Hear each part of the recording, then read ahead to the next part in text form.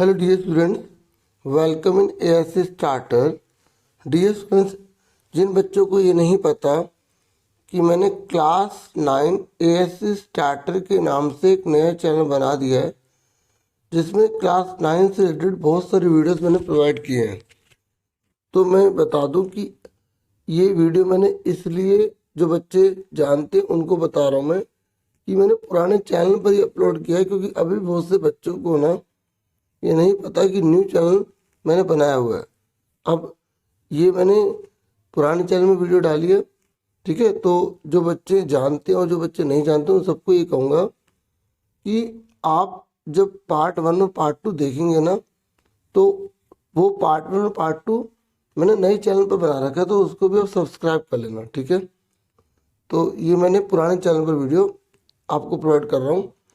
इस पर मैं 30 से आगे की क्वेश्चन करवा रहा हूँ, ठीक है। और ये इंग्लिश मीडियम में रहेगी, हिंदी मीडियम की ऑलरेडी मैंने वीडियो बना दी है, ठीक है।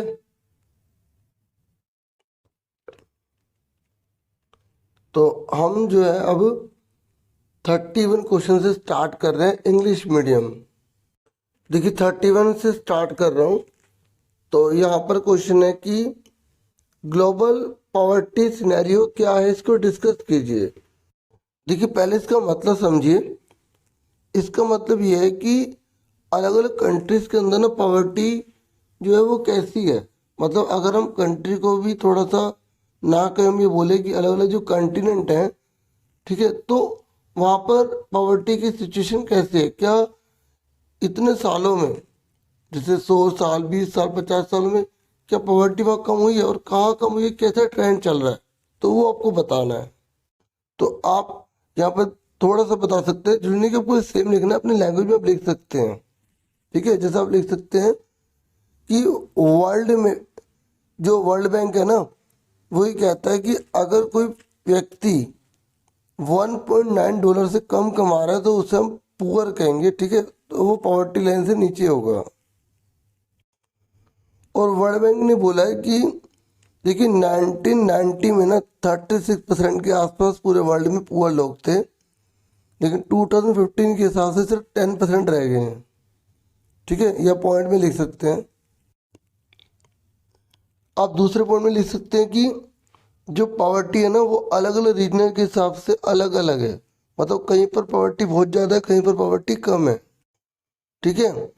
और आप ये लिख देना कि कई कंट्रीज में ना इकोनॉमिक प्रोग्रेस बहुत तेज़ी से हुई है, तो वहाँ पर पॉवर्टी काफ़ी डिक्लाइन हुई है। कुछ कंट्रीज ने ह्यूमन रिसोर्स पर डेवलपमेंट पर काफ़ी काम किया है, तो उससे पॉवर्टी काफ़ी कम हुई, जैसे चाइना में, ईस्ट एशिया में, और ईस्ट एशिया में भी साउथ ईस्ट एशिया में, ठीक है।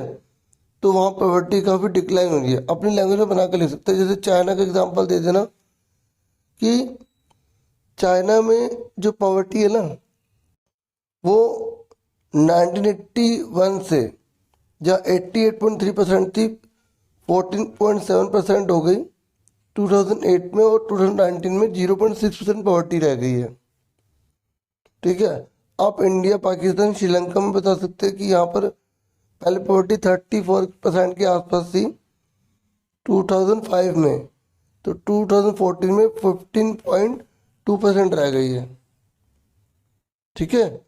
ऐसे ही आप अलग अलग और कंट्रीज के एग्जांपल देना चाहे दे सकते हैं, और अगर आपने बुक से जो लर्न किया वो भी लिख सकते हैं, ठीक है। और अगर आप ऊपर वाला नहीं करना चाहते तो आप नीचे वाला कर सकते हैं। यहाँ पर पूछ रहा है interstate disparity of poverty in India बताइए। इंटरस्टेट का मतलब होता है भारत में जो अलग अलग स्टेट है ना, जैसे पंजाब, हरियाणा, यूपी, उड़ीसा वगैरह, तो इनमें पॉवर्टी को कंपेयर कीजिए। तो आप आराम से बता सकते हैं कि देखिए इंडिया के अंदर जो स्टेट है ना उसमें भी पॉवर्टी अलग अलग है, अनइक्वल है। मतलब कुछ स्टेट ऐसे हैं जो बहुत कम पुअर हैं और कुछ स्टेट ऐसे हैं जो बहुत ज़्यादा पुअर हैं, ठीक है। जैसे 1970 की अगर हम बात करें, उसमें तो बहुत ज़्यादा पॉवर्टी थी भारत के कई स्टेट में, लेकिन बाद में बहुत ज़्यादा जो है ना डिक्लाइन हुआ पॉवर्टी। तो जैसे अगर पूरी इंडिया की एवरेज बात करें तो 2011-12 के हिसाब से तो 22% लोग पुअर थे, ठीक है। और अगर हम बात करें मध्य प्रदेश, असम, उत्तर प्रदेश, बिहार, उड़ीसा, ये बहुत ज़्यादा पुअर है। मतलब अगर 2011-12 के हिसाब से बताऊं तो बिहार उड़ीसा में ना 33.7 और 32.6 के आसपास पॉपुलेशन जो है ना वो गरीबी को झेल रही है। मतलब इतनी पॉवर्टी है वहाँ पर। और रूरल एरिया में पॉवर्टी जो है ना वो बहुत ज़्यादा है, ठीक है, अगर हम अर्बन के मुकाबले बात करें उड़ीसा में, मध्य प्रदेश में। और आप बता सकते हैं कि केरल के अंदर पॉवर्टी काफ़ी कम हुई है, क्योंकि केरल ने ना ह्यूमन रिसोर्स पर काफ़ी खर्च किया है। आंध्र प्रदेश, तमिलनाडु, गुजरात और वेस्ट बंगाल, इनमें पॉवर्टी काफ़ी कम हो गई है। पंजाब और हरियाणा में पॉवर्टी इसलिए कम हुई है क्योंकि इन्होंने एग्रीकल्चर जो डेवलपमेंट है वो काफ़ी तेज हुआ है, ठीक है। तो आप ये बना के लिख सकते हैं। वेस्ट बंगाल में पॉवर्टी भी काफ़ी कम हुई है, क्योंकि वेस्ट बंगाल ने ना पता है किस पर ध्यान दिया, लैंड रिफॉर्म पर ध्यान दिया था। और तमिलनाडु और आंध्र प्रदेश ने फूड ग्रेन जो पीडीएस सिस्टम होते हैं ना उस पर काफ़ी काम किया था, जिसकी वजह से वहाँ पर गरीबी काफ़ी कम हो गई। देखिए अब हम 32 क्वेश्चन कर रहे हैं और इसमें ना हमें बोला गया कि ट्रॉपिकल रेन फॉरेस्ट के बारे में बताना है। तो देखिए ट्रॉपिकल रेन फॉरेस्ट वो होते हैं जहाँ पर ना लगातार बारिश हो रही होती है, मतलब जहाँ पर 200 सेंटीमीटर से ज़्यादा रेनफॉल होता है, ठीक है। और आपको मेन बता रहा हूँ, यहाँ पे 60 मीटर से ऊंची ना इनके पेड़ों की हाइट होती है, ठीक है। और इसमें मेन याद रख लो कि इसमें कौन कौन से ट्रीज आते हैं, इबोनी, महोगनी, रोजवुड, रबड़, सिंकोना, क्योंकि अलग से पूछ भी लेता है कि महोगनी किसके जो है ना टाइप में आते हैं, मतलब कौन से फॉरेस्ट हैं। ये तो ट्रॉपिकल रेन फॉरेस्ट है, ठीक है। अगर आपसे एनिमल पूछेगा तो आप बता देना डियर है, लेमूर है, मोंकी है, एलिफेंट है, इस तरीके से, ओके। और अगर आपसे बर्ड्स पूछेगा तो बता देना बहुत सारे बर्ड्स होते हैं इसमें, और रेंगने वाले जानवर भी इसमें आते हैं। और देखो जैसे एवरग्रीन फॉरेस्ट है ना, ऐसे एक और होता है डेसिडस फॉरेस्ट, तो आपको उसके बारे में पता होना चाहिए, जो 6 से 8 हफ्ते में अपनी पत्तियाँ गिरा देते हैं। अब इसके और वाला क्वेश्चन है कि जो थॉर्नी फॉरेस्ट है ना उसके बारे में बताओ। तो देखो ये वहाँ पर पाए जाते हैं जहाँ पर 70 सेंटीमीटर से ना कम बारिश होती है। जैसे राजस्थान के अंदर होते हैं ना कैक्टस वाले प्लांट, उन्हीं की बात कर रहे हैं। ऐसे ये कहाँ पर पाए जाते हैं, अब छत्तीसगढ़, राजस्थान, मध्य प्रदेश, उत्तर प्रदेश, हरियाणा, ये बता देना। मतलब आप अपनी लैंग्वेज में बना के लिख सकते हैं, ठीक है ना। इसलिए मैं आपको सिर्फ समझा रहा हूँ अच्छे से। और अगर आपसे पूछे कि इसमें कोई प्लांट स्पीशीज बताओ तो अकेशिया, पाम, ठीक है, यूफोरबिया, तो इस तरीके से आप बता सकते हैं। और इनकी ना जड़ें काफ़ी गहरी होती है, क्योंकि इन्हें पानी जो है ना चाहिए होता है, इसलिए अपनी जड़ों को स्प्रेड कर लेते हैं हर ओर। और इनकी पेड़ों पर पत्तियां जो है वो आप बता सकते हैं स्पाइक्स के रूप में होती हैं। और जैसे इनमें ना क्यूटिन आपने पढ़ा भी होगा, ठीक है, तो उस तरीके से होता है कि पानी जो है ना बाहर नहीं निकल पाता। अब उसके बाद नेक्स्ट आ जाओ कि कार्ल मार्क्स के बारे में बताओ, कार्ल मार्क्स ने अपने क्या विचार दिए हैं। देखिए कार्ल मार्क्स 1818 में बॉर्न हुए थे, 1882 तक रहे थे ये। और इन्होंने ना पता है इन्होंने कम्युनिज्म के बारे में बात करी है। और ये ना जो कैपिटलिज्म है ना उसके खिलाफ थे। मतलब ये कहते थे कि जो कैपिटलिस्ट होते हैं ना वो एम्प्लॉयज वर्कर से काम तो करवाते हैं और उनकी मेहनत का प्रॉफिट ये लोग ले जाते हैं। और इतना जो हार्डवर्क होता है ना उन वर्कर्स को उतना नहीं मिलता जितना उन्हें मिलना चाहिए। तो ये प्राइवेट कैपिटलिस्ट के खिलाफ थे, क्योंकि वो सारा प्रॉफिट गेन कर लेते हैं और वर्कर्स को कुछ नहीं मिलता है। ये चाहते थे कि ज़्यादा ज़्यादा कंट्रोल जो है ना गवर्नेंस का हो और लोग प्राइवेट प्रॉपर्टी ना रखें, सब मतलब इस तरीके से हो कि उसका बेनिफिट सभी को मिले, कोई एक जना ज़्यादा प्रॉफिट ना ले और एक्सप्लोटेशन ना हो वर्कर्स का, उनका शोषण ना हो वर्कर्स का, ठीक है, सोसाइटी के लिए काम हो, इस तरीके से चाहते थे। और उन्होंने फ्यूचर सोसाइटी को कम्युनिस्ट सोसाइटी के नाम से जो है ना नेम दिया। और इस तरीके से मैंने आपको शॉर्ट में आपको ये बता दिया, बाकी आप पढ़ भी सकते हैं पूरा ये जो लिखा है। देखिए इसके और वाला क्वेश्चन है, how was Stalin's collectivisation programme implemented in Russia. तो जो स्टालिन का जो कलेक्टिविजेशन प्रोग्राम था ना वो कैसे इम्प्लीमेंटेड हुआ। देखिए जो अर्ली फेज था ना प्लांट इकोनॉमी का, उसमें ये था कि devastation cause by the collectivisation of agriculture. तो कुछ जो है डिवास्टेशन देखे गए। कैसे क्या देखा गया ये देखो, बात है 1927-28 की कि बहुत बड़ी मात्रा में ना फूड क्राइसिस हो गए थे कि रशिया के अंदर ना खाने पीने की बहुत कमी हो गई थी। तो फिर स्टालिन ने क्या करा कि लोगों की जो ज़मीन अलग अलग है ना उनको जोड़ के बोला कि आप सब मिलकर खेती करो और जो होगा आपस में बांट लेंगे। ठीक है, तो फिर क्या हुआ कि अब फिर ये कि ये जो कलेक्टिविजेशन प्रोग्राम है ना ये इम्प्लीमेंट किया कैसे। तो आप बताएंगे कि 1929 की बात है कि जो स्टालिन है ना उसने एक ऑर्डर पास कर दिया कि जितने भी फार्मर्स है अब सब कलेक्टिव फार्म्स में काम करेंगे। तो ज़्यादातर जो लैंड थी ना, जो इक्विपमेंट थी, वो सारी की सारी जो लोगों की खुद की थी ना वो कलेक्टिव फार्म को सौंप दी गई। मतलब पहले क्या होता था आपको खुद का प्रॉफिट होता था, अब जो प्रॉफिट होगा ना वो पूरी कलेक्टिव फार्म का होगा और जो भी प्रॉफिट होगा वो सबके साधनों में बढ़ जाएगा। ठीक है, फिर बहुत से लोग तो इसके खिलाफ भी हो गए थे। ठीक है, क्यों, क्योंकि देखो अब आपको मिल के काम करना पड़ेगा तो आपको अपने पर्सनल जमीन पे काम करने का कोई राइट नहीं है। तो उन्होंने अपने जानवरों को मारना शुरू कर दिया। 1929 से 1931 के अंदर ऐसा हुआ कि 1/3 जो है वो एनिमल कम हो गए। लोगों ने इसका बहुत ज़्यादा विरोध किया, लेकिन जिन्होंने विरोध किया तो उनको पनिश किया गया। बहुत से लोगों को तो कंट्री से बाहर कर दिया गया। फार्मर ने भी, जिन्होंने इनका विरोध किया था ना, ठीक है, वो अमीर भी नहीं थे, ठीक है, और इस सोशलिज्म के खिलाफ भी नहीं थे, लेकिन वो ये काम करना नहीं चाहते थे इनके साथ।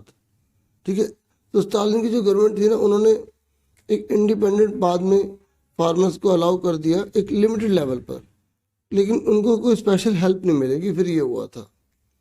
ठीक है, अब सेक्शन डी है और सेक्शन डी में ना ये आपका पैसेज वर्क है। ठीक है, पैसेज आपको पढ़नी है, मैं पैसेज पढ़ नहीं सकता, मैं केवल आपको क्वेश्चन आंसर के समझा रहा हूँ क्योंकि आपके एग्जाम में भी पैसेज आएगी, आप ध्यान से पढ़कर उसे करना। ठीक है, ताकि आपका पेपर छूटे ना। ठीक है, तो जब 15 मिनट मिलते हैं तो पहले पैसेज पढ़ के ही खत्म कर देना उसको। तो ये पहली पैसेज में क्वेश्चन पूछा गया कि by what name were the discussions and proposals made in the constituent assembly published. तो क्या नाम था उसका, कॉन्स्टिट्यूएंट असेंबली डिबेट्स। ठीक है, फिर नेक्स्ट है who was the chairman of the drafting committee of the constituent assembly. तो डॉक्टर भीम अम्बेडकर है। अगर आपसे पूछ लेगा कि फादर ऑफ कॉन्स्टिट्यूशन कौन है, तब भी नहीं आप बताओगे डॉक्टर भीम अम्बेडकर जी को। फिर ये कह रहे हैं which document is use to interpret the constitution and why. मतलब कौन सा डॉक्यूमेंट जो यूज़ किया जाता है और क्यों यूज़ किया जाता है। ठीक है, जो कॉन्स्टिट्यूशन को इंटरप्रेट करता है, तो उसका नाम क्या है, कॉन्स्टिट्यूएंट असेंबली डिबेट्स, अभी हमने देखा था।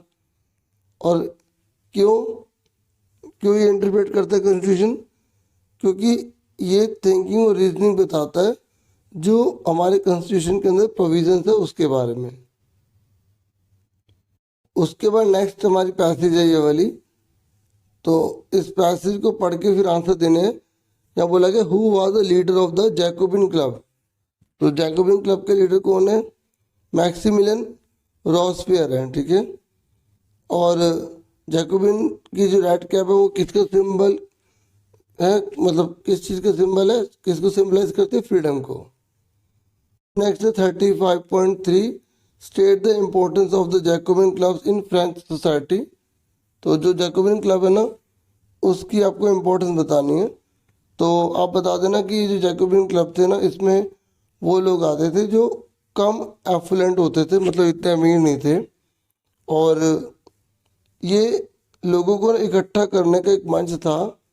ठीक है, जिसमें वो स्ट्रगल कर सके। ठीक है, एलिट के खिलाफ।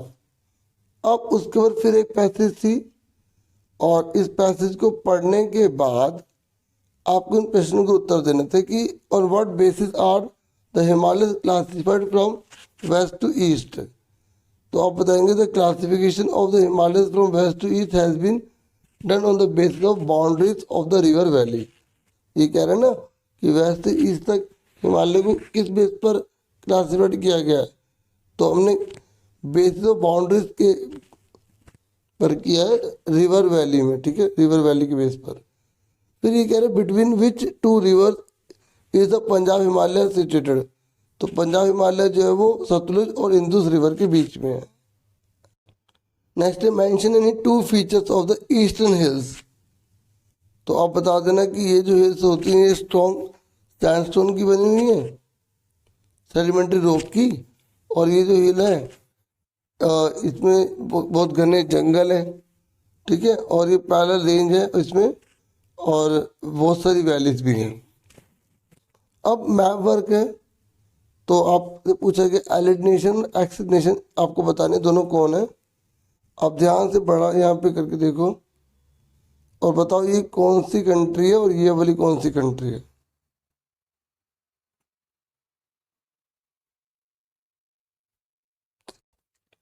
ये ब्रिटेन है और ये इटली है, ठीक है।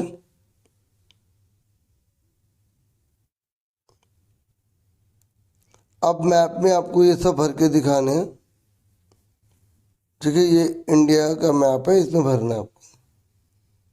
तो ये आंसर है, ये कोंकण है, ये नायमुड़ी, ये बिहार और ये हिमाचल प्रदेश, ठीक है। और ये कश्मीर में वूलर झील।